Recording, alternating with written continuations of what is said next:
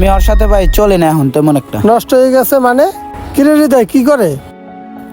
আপনার বাইরে তো ভাই আপনি খালি টাকা পয়সা দেন, কিন্তু আপনার ভাই যে টাকা পয়সা নিয়ে কি করে এটা তো আপনি আর দেখেন না। আপনার যত টাকা পয়সা আছে, কিন্তু আপনার বাইরে যদি একটা ব্যবসা বাণিজ্য ধরা দিতেন তাহলে এতদিনে সবকিছু ঠিক থাকতো। হৃদয় এখন তাহলে কি হয়েছে তুই আমার তার সরাসরি বল।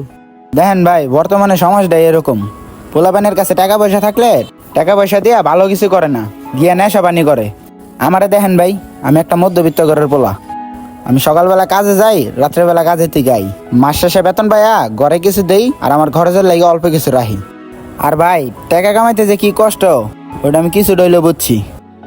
আচ্ছা ঠিক আছে ভাই, তুই যা, আজকে আমি দেখতেছি। আচ্ছা ঠিক আছে ভাই, যাই তাইলে। ছোট ভাইটার জন্য আমার কত জায়গায় যে কথা শুনতে হয়, বিষয়টা খুবই খারাপ লাগতেছে। ছোট ভাইটারে মানুষই করতে পারলাম না।